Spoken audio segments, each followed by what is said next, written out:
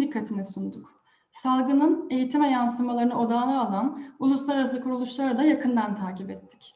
Bugün TEDMEM kürsüde o kuruluşlardan biri olan uluslararası yönetim ve danışmanlık firması McKinsey'den Sayın Stephen Hall'ı ağırlıyoruz. Stephen Hall yaklaşık 40 dakikalık bir sunum gerçekleştirecek ve ardından 15 dakikalık bir soru-cevap bölümümüz olacak. Öncesinde sizinle teknik birkaç bilgi paylaşmak istiyorum. Webinar süresince eş zamanlı çeviri seçeneğimiz mevcut. Dilerseniz dil seçeneklerinden Türkçe'yi seçebilirsiniz. Ayrıca sorularınızı sunum süresince soru-cevap bölümünden bizlere iletebilirsiniz. Ben Stephen'a sözü bırakmadan kısa bir giriş yapmak istiyorum izninizle. Covid-19 salgını kısa sürede neredeyse tüm dünyayı etkisi altına aldı ve küresel bir krize dönüştü. Daha önce hiç karşılaşmadığımız bu kriz durumu hayatlarımıza pek çok kısıtlama getirdi. Hepimiz ve içinde bulunduğumuz temel süreçler dahi bambaşka dönüşümler geçirdi. Bu noktada salgından önce eğitim gündemimizde neler vardı? Biz neler konuşuyorduk? Hatırlamakta fayda olduğunu düşünüyorum. Aslında eğitim sistemlerinin özellikle geleceğiyle ilgili tartışmaların başında iki temel kavram vardı. Endüstri 4.0 ve Toplum 5.0. Dolayısıyla gelişmiş ülkeler dijital dönüşümü eğitim sistemlerine nasıl sağlarız gibi sorulara cevap arıyorlardı. Ancak salgın işleri değiştirdi. Dijital dönüşümün gerektirdiği beceri setleri nelerdir? Bu beceriler öğretim programlarına nasıl entegre edilebilir diye düşünürken eğitim otoriteleri tüm eğitim sistemleri aniden kendini teknolojiye muhtaç buldu. Yüz yüze eğitim tüm dünyada kesintiye uğradı. Uzaktan öğretim araçları ülkeden ülkeye farklılık gösterse de radyo, televizyon, çevrim içi platformlar devreye alınmak zorunda kaldı. Öğretmenlerin ve öğrencilerin dijital yeterlilikleri daha önce hiç olmadığı kadar önemli hale geldi. Aslında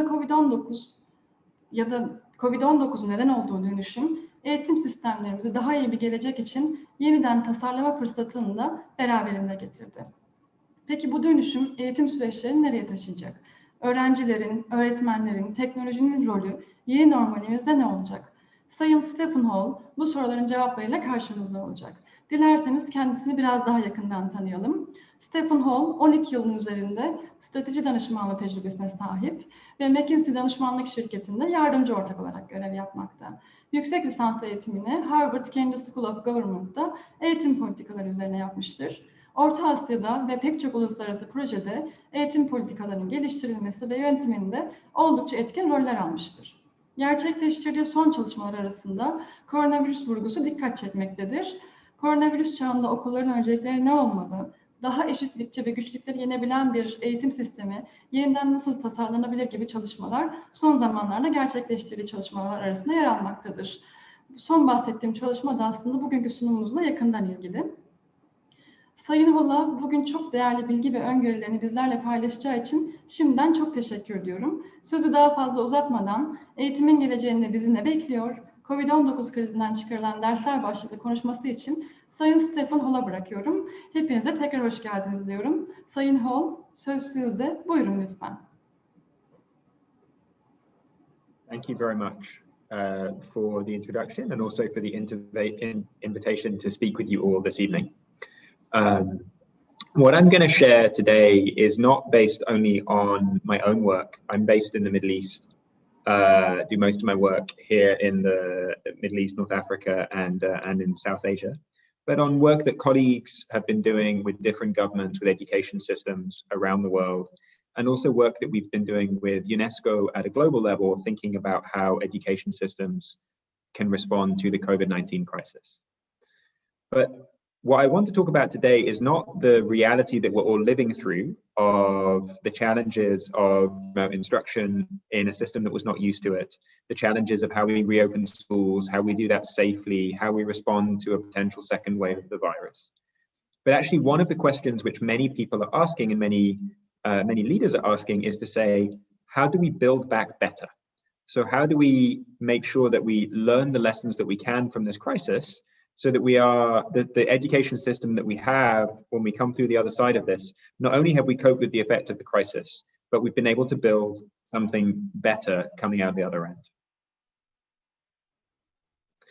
And so I think as everybody working in the sector, everybody working in any sector knows, but particularly in education, the virus has significantly affected the landscape. So we had at the peak 1.6 billion or slightly more children out of school around the world. Now, what that has done, of course, when you have children out of school, is that you have children who are not learning. The children who are learning tend to be the ones in wealthier countries, and within countries tend to be the ones from wealthier families. And so we see inequities getting deeper. We've had a huge shift in the use of technology. We'll talk about that, both in schooling, but also in the workplace, meaning that the skills that are going to be required when children graduate is potentially moving faster.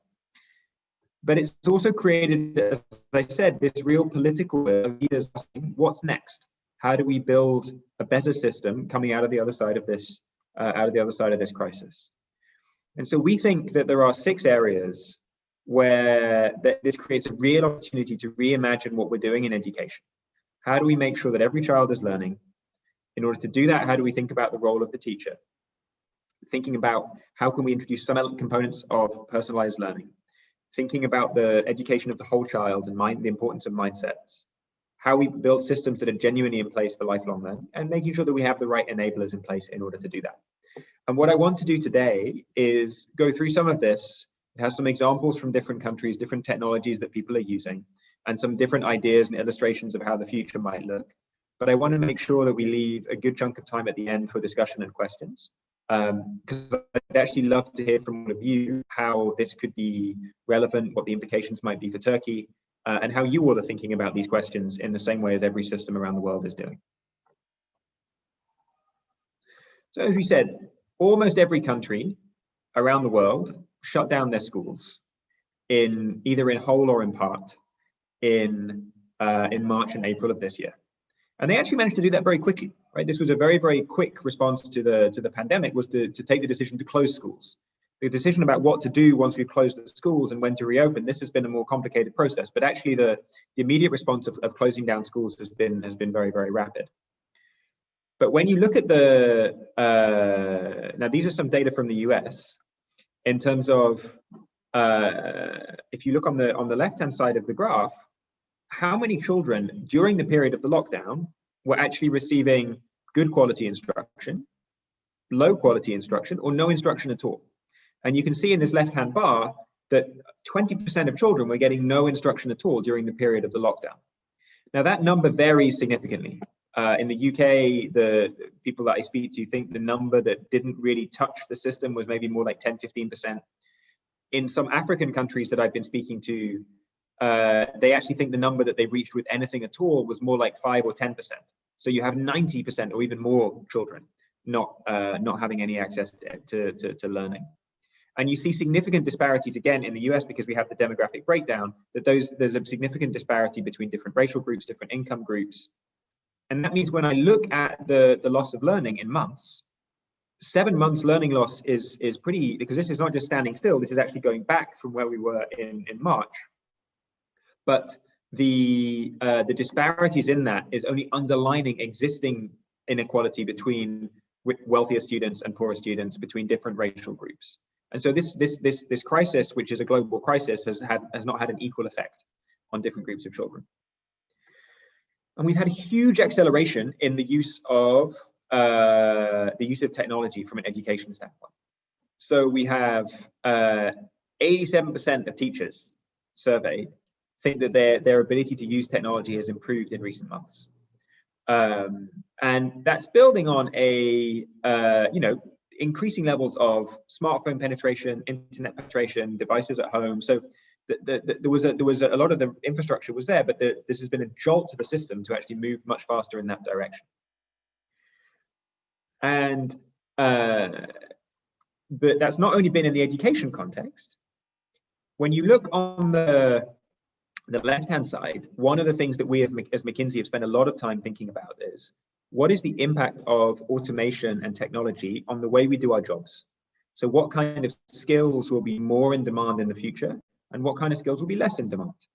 And you can see here, this is using data from Germany, because they have very granular hours worked data by task, that there are some kinds of skills where we will require far more hours of that particular job, especially when it comes to interacting with people, applying expertise. And there'll be tasks which require far fewer hours than they have done historically. Now, That was a long-term shift that we all knew was happening. But as a system, we had time to respond because these were shifts that happened over the period of decades. What's happened with COVID, as we see, is that actually if we look across industries, not only do we have a significant share of regular users of digital access digital access to particular platforms, but a huge chunk of people who are accessing these tools for the first time. And so this shift that was happening anyway towards greater automation, greater use of digital tools, which was going to disrupt what we need to do in education and the kind of skills, the kind of labor market that we're graduating young people into, has only accelerated due to COVID. And I think given the size and the depth of the disruption, you can see, and we could pull these statements from any number of different leaders, there is a real appetite and a real will both to ask questions about what can be better, but also to try new things and to try to learn lessons from what's been happening and how we could potentially implement this approach.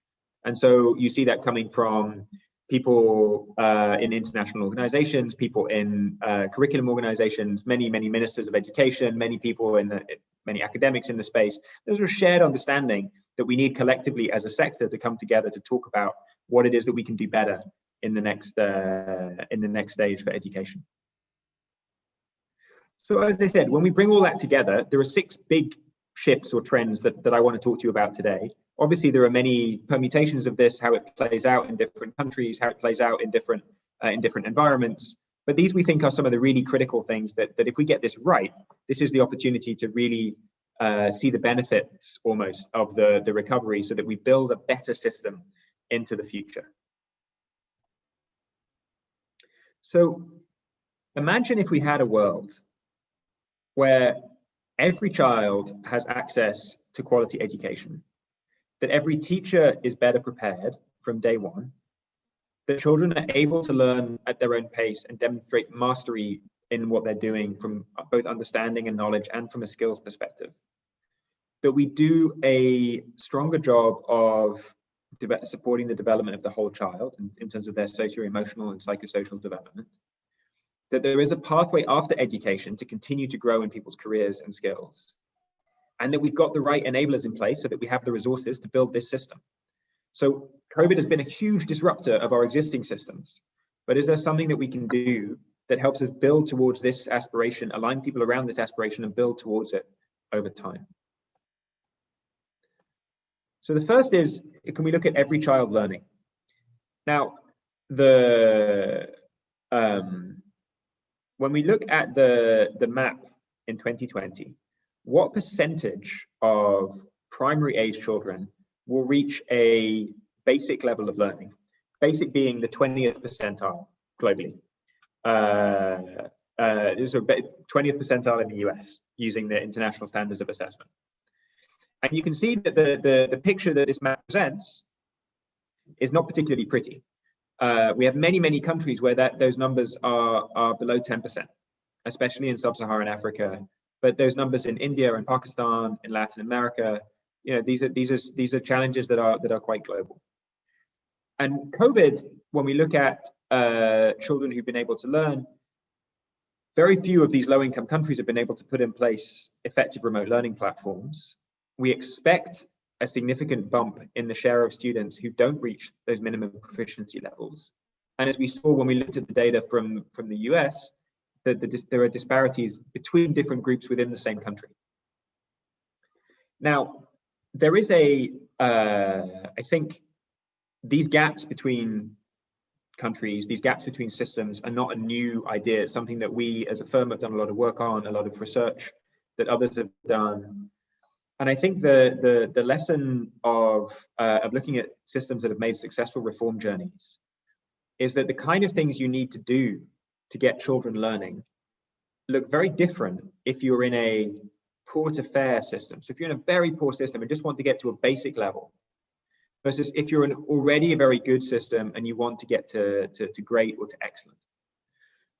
If you think about, just as one example, the idea of greater autonomy and greater experimentation between schools can be a fantastic thing where you have very capable schools, you have good accountability mechanisms, you've got capable head teachers, And they're actually greater innovation and letting them try new things may be a fantastic thing to do.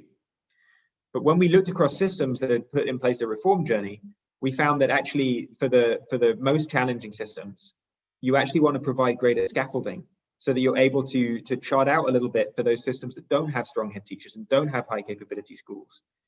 Greater innovation and differentiation between schools actually can lead to poorer performance. So the kind of things you need to do to improve your school system look very different depending on what stage of the journey you're at. Now that's nothing, that's been known for a long time, and to some extent is common sense. If you think about, how do I get an education system that looks like Singapore? You should be asking is not what does Singapore look like today when it has one of the best school systems in the world. I can say, what did Singapore do in the 1980s and 1990s when they were improving their school system from where mine is today to where I want it to be? And that differentiation of looking at those different reforms. So this is, this is possible. This is knowable stuff. But if you look at how quickly have we been able to make those changes, you can see that the improvements in youth literacy, the number of teachers receiving training, even really basic stuff like the qualification level of teachers, or even whether teachers are in class, these numbers remain pretty poor. But there are some things that I think may be interesting in how we can actually engage with this in a different way.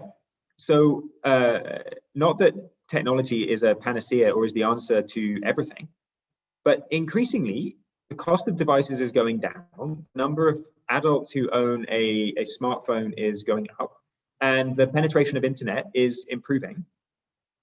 And COVID has accelerated that trend in terms of different countries thinking about, can I reduce the cost of data? Can I improve connectivity? Can I get devices into homes that require it? And that's true, across continents. It's true across different levels of development. So we haven't necessarily got it right in terms of what blended learning or remote learning can do, but we maybe have the potential to learn something from what's happened during COVID to get us there. And I think there are some really great examples. There's an organization called Imagine Worldwide, which has been doing this pre-COVID with refugee populations in Africa. And their idea is, look, ultimately, what we have a real shortage of is devices and trained teachers. And so the whole model is to have multiple children using the same device for a limited amount of time a day. Those tablets don't have to be connected all the time, so they can be they're charging separately. They get the content there, and that the teacher or the adult is really only playing a facilitation role. And so you don't require trained teachers in order to be able to do this at scale. And again, the cost of some of these models is coming down and down and down. And so the opportunity to say, what have we learned from COVID that we can potentially experiment with is potentially very exciting. And one of the things that I think has been most effective in this is what happens if we use technology to support teachers. So we know that well-scripted, well-structured lesson plans can be one of the most effective ways of helping new teachers or poor performing teachers improve their teaching practice. But if we do that using digital tools so that I don't have to be printing enormous amounts of paper and delivering it to schools, and if I can get this whole integration better using technology, this feels like a shorter term, easier win than having one device, because one device per teacher is a significantly smaller number of devices than one device per child. And so there are opportunities to look, where are the key things in the system that we know work to improve learning, and how can we really intervene in those areas using some of this impetus and some of this appetite for reform that's come through from COVID.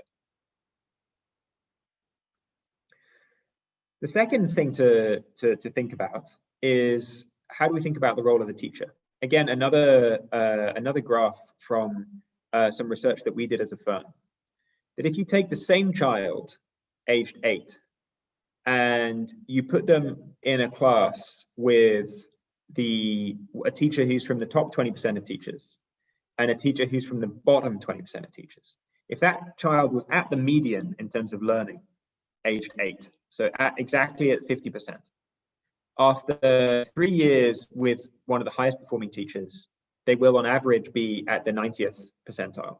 But 3 years with a low performing teacher, they'll actually have declined to the 37th percentile. And that's using a very, very large data set in across systems in North America. Now, so effectively, again, nothing terribly surprising to anybody who knows education that one of the most important drivers of children learning is good teachers.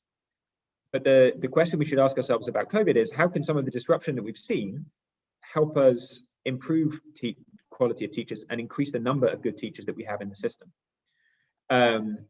Because I think one of the things that was really surprising is, first of all, not surprising, the transition to online learning. This wasn't teachers who were already part of a Khan Academy or an online school who knew how to do remote teaching. Many of you, I'm sure, are teachers. This is a brand new thing. So it's not something that this is not a way of teaching that people had ever really explored, or the vast majority of people had not really explored.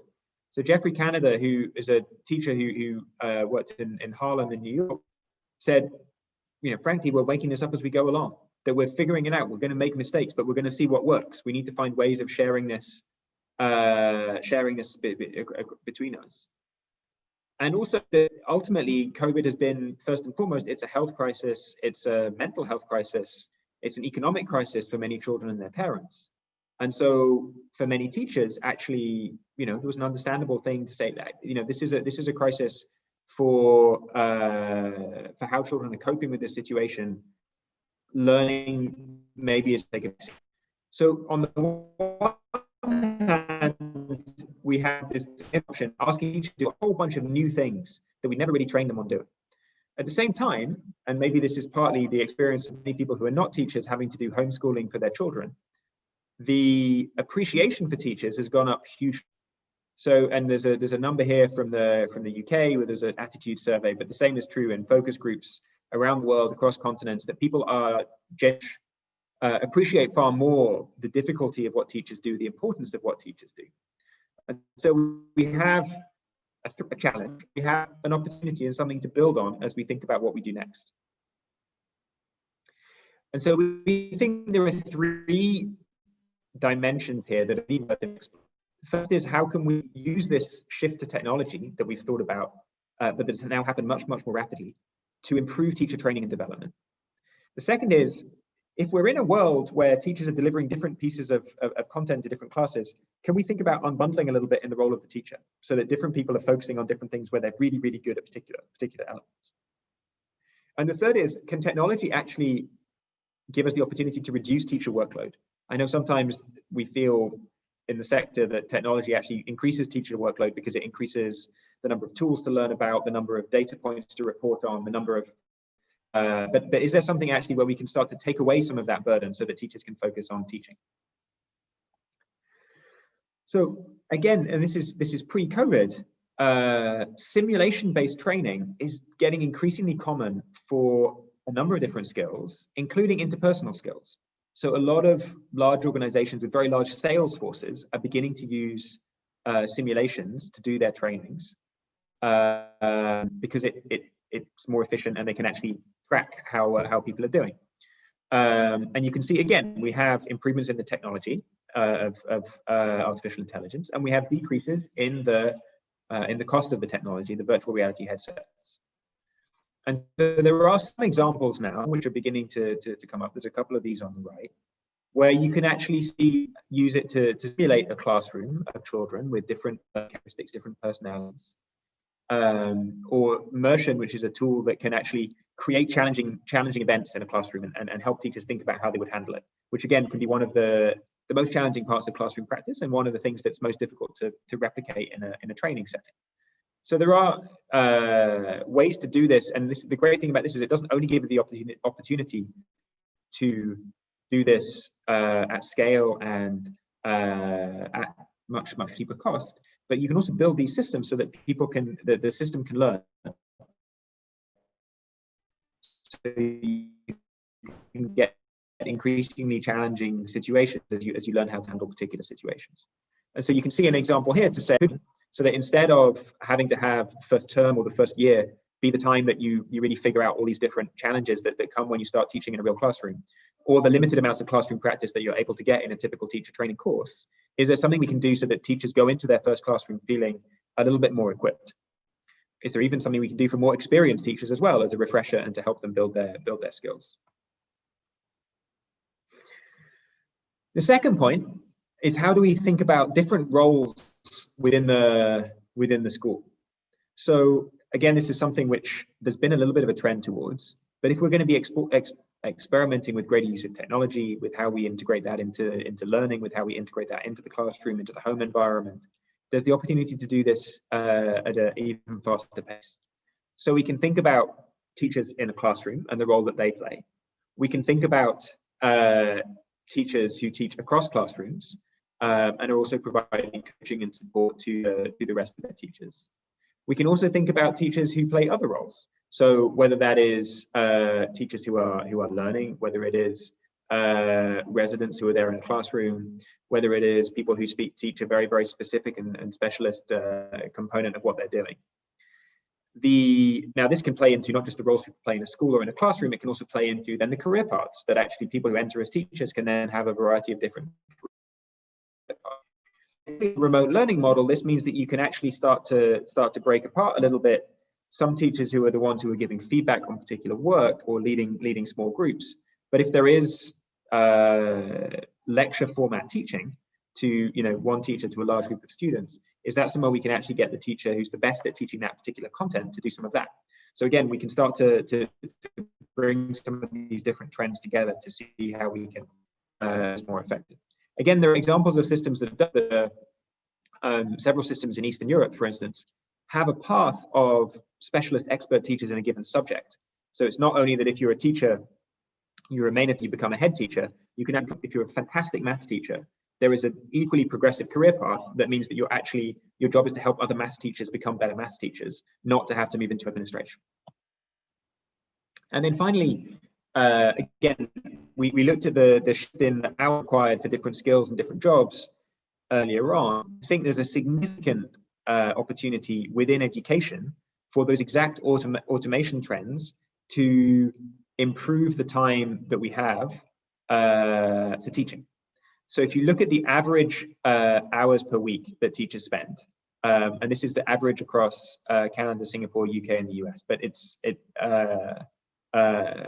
and from talking to teachers in other systems, this is a broadly similar breakdown.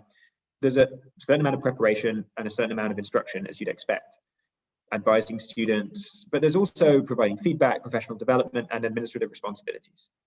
And we went through those tasks to say, given where technology is today and given where we realistically think it could be, where do we think technology can actually help to reduce the burden on teachers, them have more time to put into some of the things that get more energy from doing. And you see there that in many of these areas, there's actually stuff that we can do where technology could reduce the workload or help teachers work more effectively. And that's in a context globally of rising teacher workloads, which is true in almost every system around the world.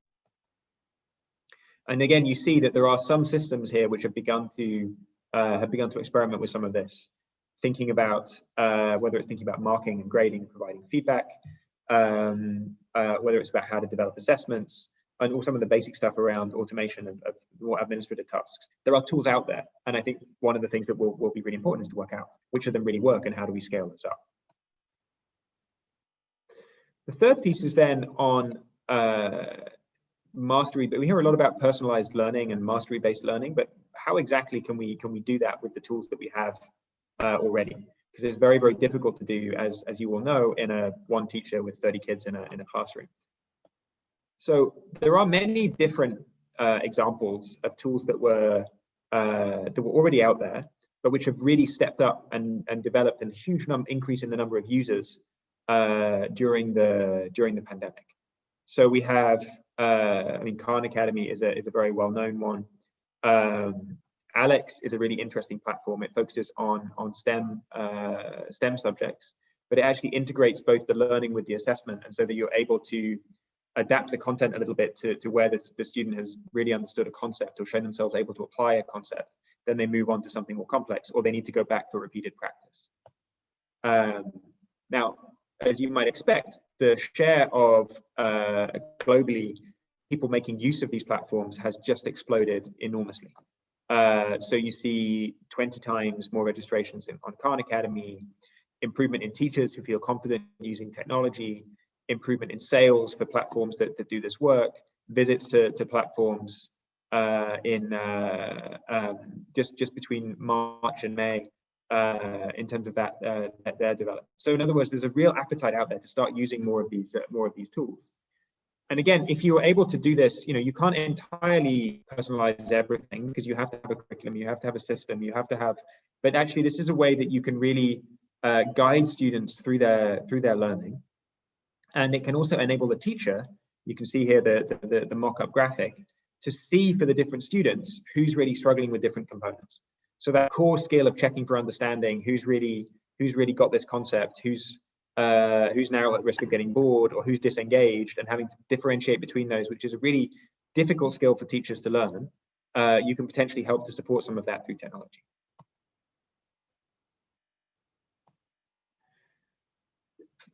Fourthly, thinking about the importance of educating the whole child. So I think there's a very, very broad range of understanding that this is utterly vital. So when we did work in the looking at the PISA results, we partnered with the OECD a couple of years ago to the previous cycle of PISA. And we did a regression looking at what were the factors, if you control for everything else, what are the factors that predict differences in student performance? And students' mindsets, how they feel about school, how they feel about, so specifically asking them about science, how they feel about science, how they feel about themselves, has a huge impact on their performance. We know that the range of skills that we're looking for, the range of different mindsets that we're looking for from students as they go into the workplace is massively increasing. And we also know that COVID, as it has for many people, has increased rates of worry, unhappiness, even depression and other mental problems, stress, loss of confidence due to the pandemic. And so we know this is really important, and we know it's been challenged by the situation that we've all lived through over the course of this year. And so again, we see a significant increase, and this is not even thinking about more broadly about stress and challenges, but looking at clinically reported mental health problems for children coming out of the. First of all, we saw the same thing in the recession in 2008 and 9, and we've seen the same thing in a province in China coming out of their lockdown. Now, again, many different organizations have been talking about this for years, talking about social and emotional learning, talking about the importance of character traits as well as core dimensions of education, thinking about how you integrate that into the national curriculum in the UK. So this is not something which is necessarily new, but it is something which we know will have to be and the temptation coming out of the pandemic will be, we've lost so much learning. How do we catch up to where we should be, so that we're back on grade level, we're back on the curriculum, we're back able to start teaching students what they should be learning in this academic year? And actually helping them catch up, or helping them address some of the psychosocial impact of what has happened in the last 8 months is going to be just as critical, if not more so, to their long-term success than helping them catch up on the specific SLOs that were part of the curriculum. When we think about lifelong learning, I'm going to go through these last two relatively quickly so that we leave a good 20 minutes for questions. Relatively few students at high school level have any meaningful professional experience, apprenticeships, internships, boot camps, any kind of online course. But when you look at the decisions that students who are graduating right now are having to take, that becomes a really important question. This class of students who were meant to enter this year have gone into an incredibly disrupted system. So many of them have the decision to defer by a year, or to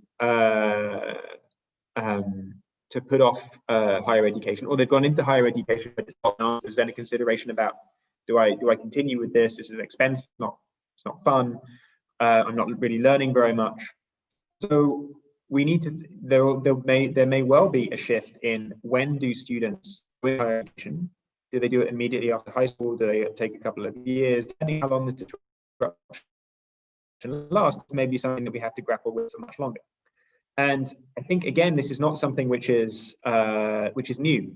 The importance of lifelong learning, the importance of building learning journeys that sustain beyond the traditional kindergarten to 12th grade, to bachelor's degree, and then on to graduate school or into the workforce, and that's it. That's when you're done with learning. Again, it's very, very well recognized and has been for many years. It's even more important at this point in terms of, because this disruption is only going to continue, and we would anticipate that this, the disruptions, as we said, of technology and automation is only going to accelerate as a result of this pandemic. And so we need to think about, what does this journey look like? And so systems which haven't been able to integrate work experience in a very meaningful way into either the later stages of high school or particularly into undergraduate education, or haven't been able to create pathways between technical and academic post-secondary education, or haven't been able to create opportunities for people who are in the workforce, either formally or informally, to come back and study as they go through their professional careers. These are all going to be things that have to be a really critical part of building this new system, because we've known it's important for a long time. It's going to be even more important given where we are today. And then finally, the importance of structural enablers. So we did some work looking at the impact of COVID globally on the impact needed to achieve the fourth sustainable development goal, which is every child in school and boy and girl and learning. And our estimate was that over the 10 years to 2030, I mean, there are a lot of uncertainties in this estimation, but this is in the region of $20 to $50 billion a year. And this is even accounting for what we'd expect governments to spend, what we'd expect to happen in other places. And we know there's already a very significant gap between what well-off students have as resources in the classroom versus what less well-off students have. And so we're going to need to have a system, because the pandemic has deepened these existing inequities between countries, within countries, between regions within countries, between different groups within schools. So we're going to need to think about a whole range of different components. What are the innovative financing mechanisms that we can deploy to get more money into education systems? How can we change the way that we distribute money within countries? How can we build stronger collaborations between different schools so that schools can support one another? What can we do about district boundaries to think about whether we can redraw things so that we're able to provide the right support to the schools that are really struggling and suffering? And what kind of support can we provide outside the classroom? So we don't only think about what we're doing within the classroom, but how does this, again, one lesson from the pandemic is how the response to this became, the decision about what to do with schools is a public health decision, it's an education decision, it's also an economic decision, because it's so closely tied to parental employment. And so again, the lesson is, not only was the crisis multi-sectoral, the response and the recovery will have to be multi-sectoral as well. So what kind of multi-sectoral support can we provide in order to help students and help school systems as they try to implement all of this in their recovery? So one potential opportunity around this is, when you look at and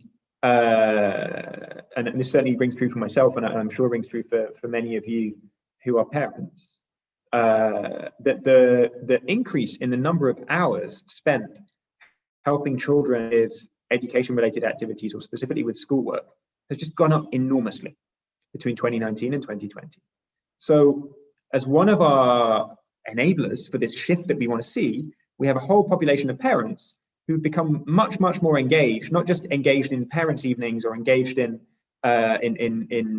parent-teacher meetings and councils, but actually engaged in the process of education.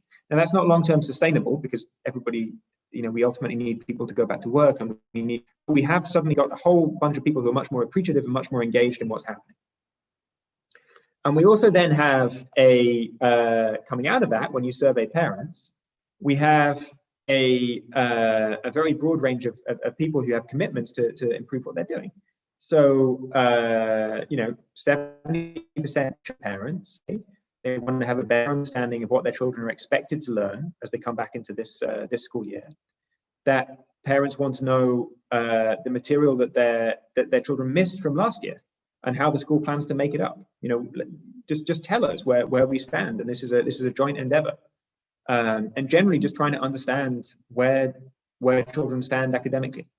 So imagine a world where we create mechanisms where that huge appetite and willingness from parents, we're actually able to help parents deploy it in a constructive way, so they're not having to spend 13 hours a week on average helping their kids with schoolwork. But if they spend 2 or 3 hours a week, they do that in a way which is most targeted and most impactful to make sure that their children are really learning as best they can. And that can be one of the resources that we draw on as we think about how we make this overall shift to building back better into the future system. So we define that path ahead.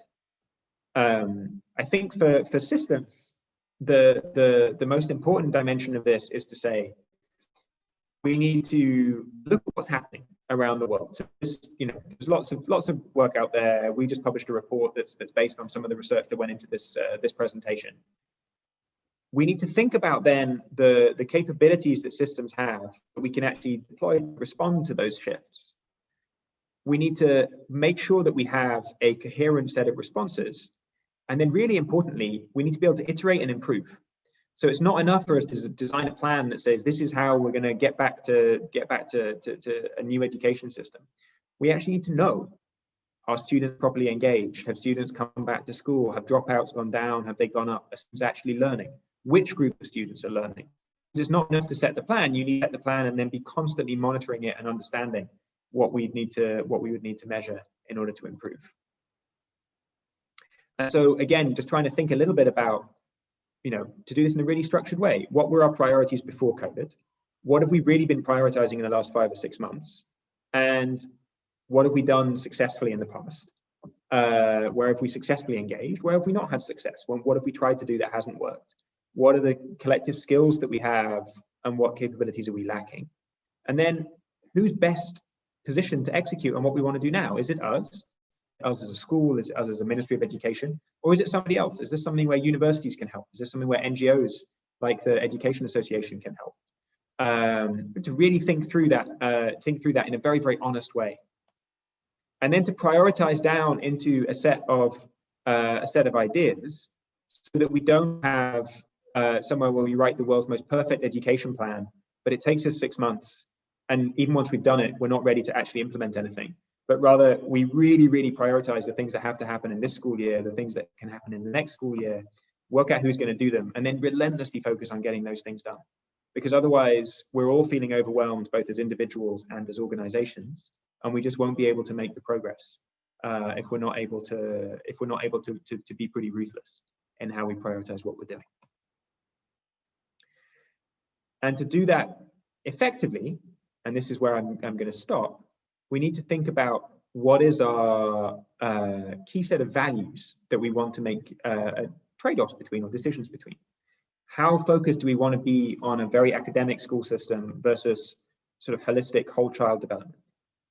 Are we focusing our resources on enabling our highest achievers to excel, or do we want to make sure that we focus our resources on the most vulnerable and the children who are struggling the most? How much personalization of content do we want to do? Are we able to do? Given the capabilities of our system? How much personalization of pace are we able to do between all children learning, going through the material at effectively the same pace in the same classroom versus actually creating time and opportunities for students to do that independently? Who is the primary customer of what we're doing? Do we see parents as our core stakeholder? Or do we see children as our core stakeholder?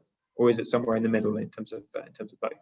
And how much autonomy do we give to teachers? I mean, as we said, there's a significant degree of evidence about the challenges of creating more autonomy for teachers and head teachers in systems that are struggling. And so it's important just to understand a little bit of the trade-offs between that. So I'll stop there. I said I would leave some time for questions. And I see that there are some already in the in the chat. Some in English and some that maybe it would be helpful if we could get them translated. So. Evet, ben bu konuda aslında yardımcı olabilirim diye düşünüyorum size. Öncelikle teşekkür etmek istiyorum. Çok etkili ve bilgilendirici bir sunumdu bizim için. Baştan sona aynı heyecanla, aynı akıcılıkla devam etti. Sizi burada ağırlıyor olmaktan onur duyduk. Çok teşekkür ederiz böylesine bir sunumu bizimle paylaştığınız için ve enerjiniz için. Ben soru cevap kısmında soruların büyük bir kısmını incelediğimi düşünüyorum ve şunu fark ettim. Aslında aramızda hatır sayılır derecede öğretmenler var ve öğretmenlerin kendileriyle ilgili soruları daha yoğun. İlk soruyla başlayalım isterseniz. Şöyle bir sorumuz var. Yeni normal öğretmenleri nasıl etkileyecek?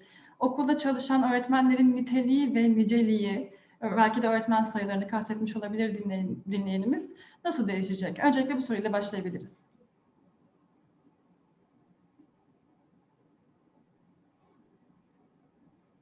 Duyabiliyor musunuz? Of course, I'm sorry. So I think we have a choice about how this affects teacher quantity and teacher quality. If we can create a system where we manage teacher workloads, we provide the right support, we use technology to help improve what teachers are able to do, to focus on what they really want to do, and we make the job attractive, then we know that will, and we know just from around the world, that improves the attractiveness of the profession, which means that we have graduates considering it who wouldn't historically considered it, and then they come into the profession.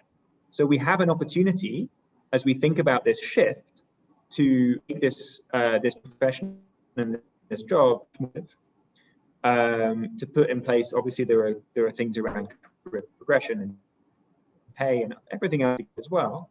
This appreciation, which is effectively global, of the role of teachers and the importance of teachers.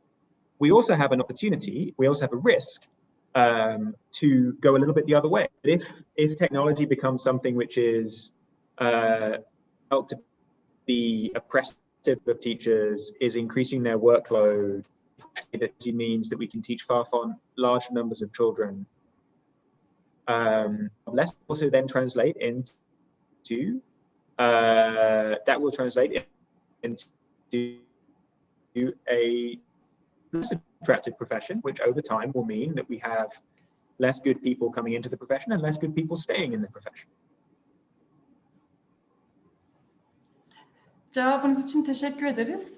Bir sonraki soru Türkiye bağlamı ile ilgili. Çünkü bir dış değerlendirmeye sizin gözünüzde ihtiyacımız var. İzleyicimiz şöyle bir soru göndermiş. Türkiye'yi COVID-19 sürecindeki eğitim alanındaki aksiyonları kapsamında nasıl görüyorsunuz? Tüm dünyadaki emsallerine göre Türkiye COVID-19 sürecinde eğitim alanında nerede duruyor? Bir soru daha var eklenmiş olarak. Sizce uzaktan eğitim süreci artık hayatımızın bir yerinde olacak mıdır? Yoksa COVID-19 bittiğinde tarihe karışacak bir eğitim yöntemi olarak bizlere bir anı olarak mı kalacak?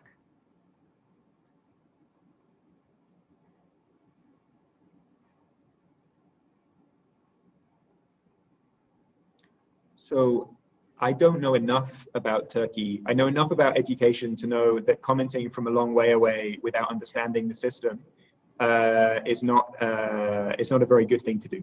So I don't know enough about Turkey to really comment on the success of the response. In terms of remote learning, I think there are two really important time horizons. I think one is, and we actually did some work on this as part of our partnership with UNESCO. We have a whole toolkit which is designed both for governments but also to be helpful for teachers. I'll put the link in the chat because that would be a good. I'd love to get your eyes on that and feedback as well if that's possible.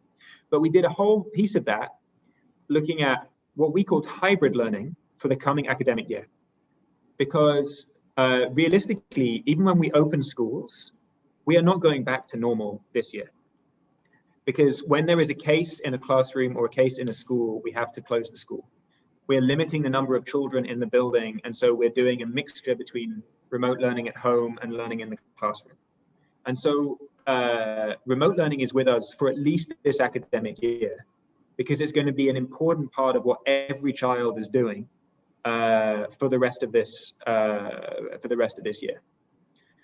Now, beyond that, again, I think there is a choice. many people have been saying for years, technology is the answer. Technology will solve all the problems in education. I think it has shown this is not a silver bullet that will solve every single problem. And so the opposite reaction would also be wrong, to say, because this was a challenging time, because we faced some problems with technology, we should throw it all out. It doesn't work. It's never going to work. And we have to go back to 100% classroom instruction. I think the right answer is going to be, as we talked about a bit earlier in the presentation, finding a balance between what are the things that are really good, that remote learning is really good for, and what are the things where it's actually not as effective. And that we're actually building that in so that we're able to guide students and parents to use the right resources from a technology standpoint, to provide a bit of leverage for teachers so that some of this can happen elsewhere, but that we keep the core of what we're doing to be very, very focused, that we make sure we're focusing on the highest value activities for teachers when children are in the building and when they're in person. Çok teşekkürler. Bir sonraki soruya geçmek istiyorum izninizle. Covid salgınının eğitime olan yansımasını K12 düzeyinde çok güzel tartıştık. Çok güzel örnekler verdiniz, ufkumuzu açtınız. Yüksek öğretim ve hayat boyu öğrenme için nasıl bir dönüşüm öngörüyorsunuz? Yüksek öğretimin geleceği ve yapılması gerekenler hakkında neler söyleyebilirsiniz bize?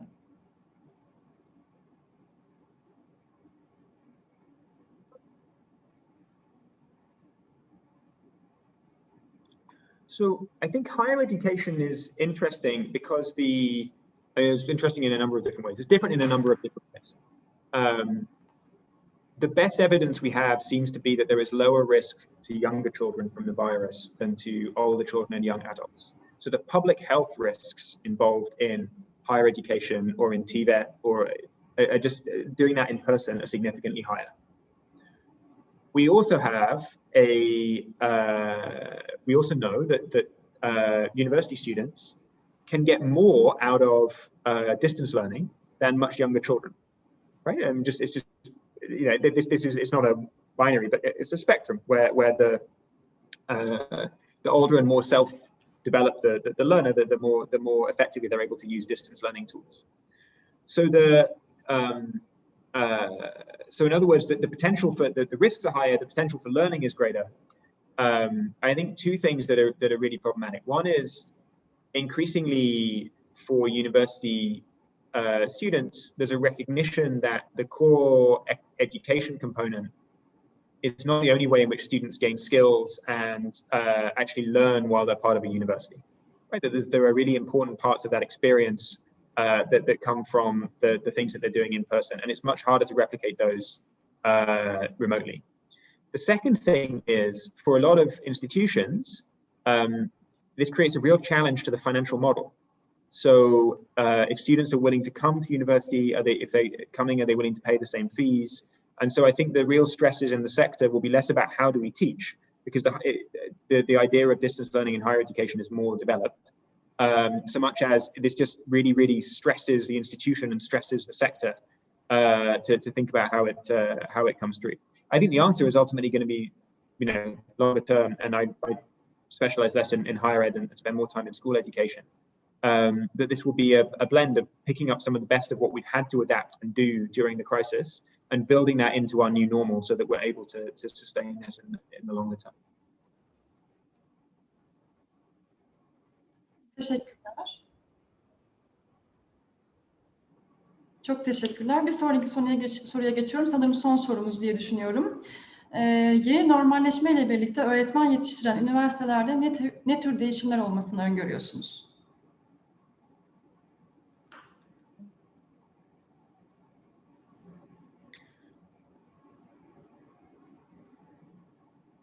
So I think, every system does this very differently.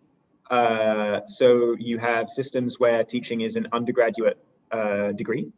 You have systems where it's actually a non-university post-secondary qualification. You have systems where it's a postgraduate thing that you do after completing an undergraduate degree in another subject. And you have systems where, or paths where you don't even need to take a qualification. If you think about the Teach First, Teach for America, Teach for All model, this is a fellowship that you then go directly into the classroom. I think, again, there are a number of things that can be, that will be really, really important about this. I think the first one is integrating the use of technology into those programs. Technology is going to, like every job, technology is going to play an increasing role in teaching in every single profession, in every single. And so we need to be teaching people not how to use Google Classroom, because in 10 years' time or in 20 years' time, when those people are in the classroom, Google Classroom will be, there'll be something new that people will be using. So we need to be rather teaching them the skills to be able to use new technology platforms, assess, understand, adapt in that way, so that they're able to use technology to make their jobs easier and make them better at their jobs rather than the other way around. I think the second component, and again, some systems do this very well already and others don't, thinking about this broader component of parental engagement, psychosocial support. How do I think about the development of the whole child? Don't every teacher to be a qualified counselor or a qualified social worker, but how to make sure that we're building those skills and those capabilities amongst the teachers that we have. And then the third thing that I think is really exciting is what's the, and we showed a couple of the potential tools, sort of virtual practice or AI-enabled practice during those training courses. Because quite often during teacher training courses, there may be a school attached college, there's the odd one here and there, teachers go to a place, build mini moments. I mean, everything we know about the science of learning says if you can build practice into it while you're learning, you actually retain the skill, you retain the knowledge much better. So I think that's another really exciting opportunity that teacher training institutions, whatever shape they look like in a given country, can take advantage of.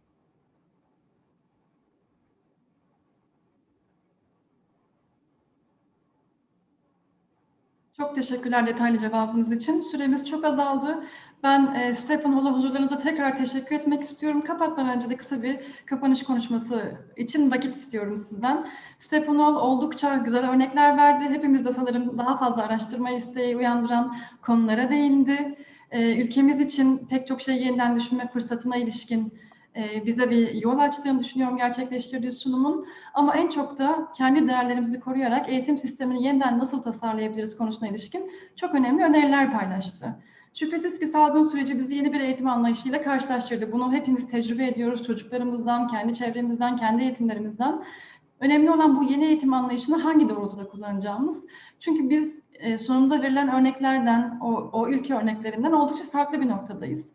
Çünkü hala bir yandan sosyoekonomik eşitsizlikler, erişim gibi temel gerekliliklerimizi yerine getirmek için çabalarken bir yandan da ülkemizin geleceği için çağın gerekliliklerini ve bu bahsettiğimiz dijital dönüşümün gerekliliklerini bir yandan bir ucundan yakalamaya çalışıyoruz. Yakalamak zorundayız. Kriz durumunda edindiğimiz uzaktan eğitim tecrübemizi, zamandan ve mekandan bağımsız eğitim tecrübemizi öncelikle bu temel gerekliliklerimiz için kullanmalıyız.